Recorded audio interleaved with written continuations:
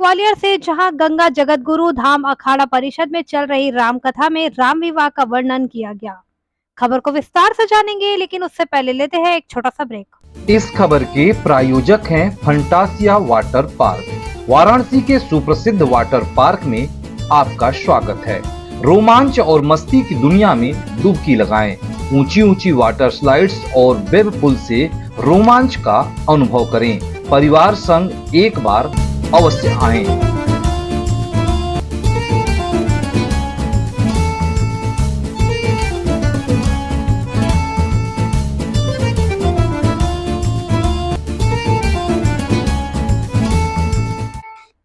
Break के बाद आपका स्वागत है। खबर है मध्य प्रदेश के ग्वालियर से, जहां गंगा जगत गुरु धाम अखाड़ा परिषद श्री राम वाटिका में राम का श्री राम कथा में ओकारेश्वर से आए हुए जगदेश्वर नंद श्री महाराज ने श्री राम कथा में राम की युवावस्था की लीलाओं और राम जानकी विवाह का सुंदर वर्णन किया।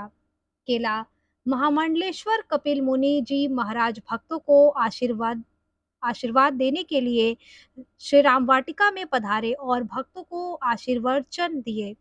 गंगा जगत गुरु धाम अखाड़ा परिषद में तीसरे दिन की राम कथा में स्वामी जागेश्वर आनंद जी महाराज जी ने आज राम विवाह का वर्णन किया और श्री राम की युवा अवस्था में की गई लीलाओं का वर्णन किया। सभी भक्तजन राम विवाह की कथा शुरू होते ही आनंद होकर नाचने लगे। राम कथा के बाद हजारों भक्तों ने प्रसाद ग्रहण की। देखिए ग्वालियर से डिस्ट्रिक्ट इंचार्ज वीकली नीरज हांडा की रिपोर्ट।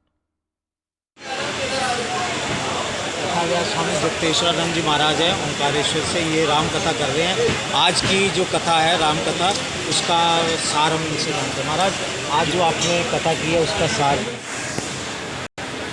हाथ उठाओ, किसी को पता है? किसी को नहीं मालूम कथा सुन रहे हो? देखो एक मेहंदी उठा रही, किसने लिखी? बोलो। वाल्मीकि ने, शंकर जी ने। शंकर जी ने, मैं ललन भैया कह रहे। वाल्मीकि जो आपने कहा है त्रेता युग माही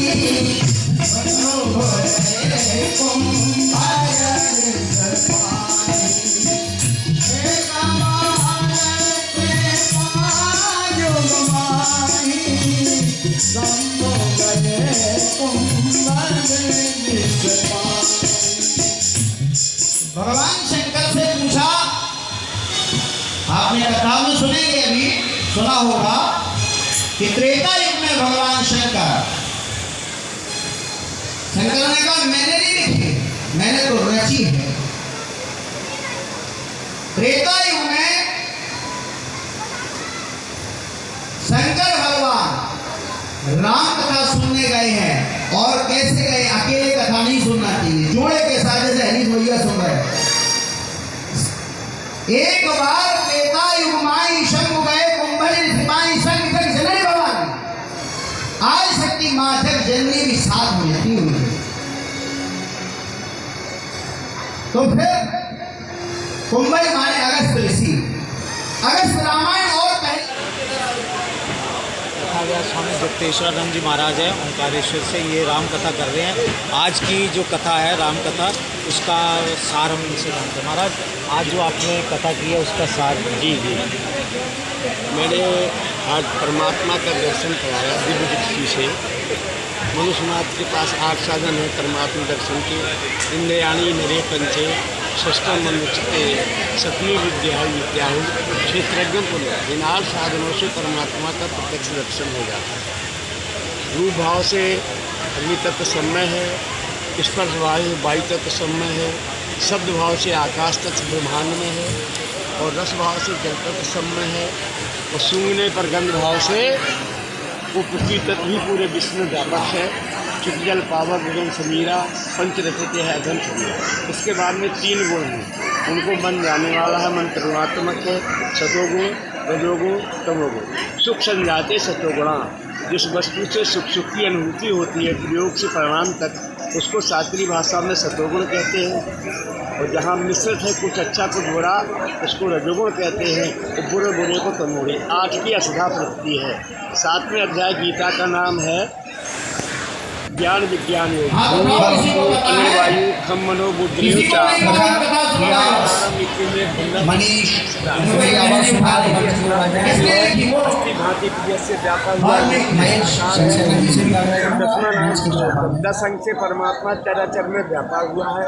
ईश्वर अंश ध्रुव अविनाशी चेतन अमल सहज सुख रख गई है। कि परमात्मा सर्वव्यापक है, सर्वनयनता है, सर्वंतर्यामी है, संबंध निर्माण करने वाला है। माता में देखे, पिता में देखे, भैया में देखे, पत्नी में देखे, समाज में देखे, कण कण में परमात्मा व्याप्त रहा है। सज्जनों, विश्व ही विश्वरूप परमात्मा है। विश्व ही हमें पाल रहा है। दुर्गा की 8 भुजाएं हैं। एक भुजा भूमि, भगवान कृष्ण कहते हैं देवी ऐसा गुणमयी मम्माया दुरत्या। देवी यानी जो दे रही है, पाल रही है, जगदम्बा है, जगत जननी। एक भुजा देवी की भूमि, पृथ्वी से पूरे विश्व का पालन हो। अगर धरती माँ ना हो, अन्न दे रही, औषध दे रही, फल दे रही, अमृत दे रही, सोलह दे रही, तेल दे रही, पेट्रोल दे रही, धारक क्षमता कितनी। दूसरी भुजा वायु, ये ऑक्सीजन लेते हैं, कार्बन डाइऑक्साइड छोड़ते हैं। जिससे ही हमको ऑक्सीजन दे रहा है और यहाँ इसी में कार्बन डाइऑक्साइड निकल रहा है। तीसरी भुजा इसकी अवकाश, स्पेस, खुलापन।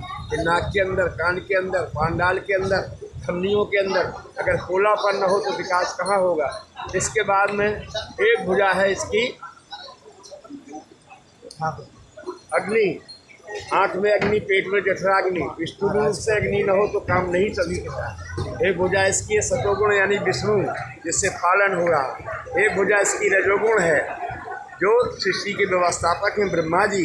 एक भुजा इसकी तमोगुण है, इससे संहार हो रहा है, यानी शंकर। 8 भुजा वाली मेरी देवी है और उसका स्वरूप नहीं तू याद मध्य अवसाना मम माया संभव संचारा। ये 5 तत्व 3 गुणों से सारी सृष्टि की उत्पत्ति होती है और परमात्मा इसमें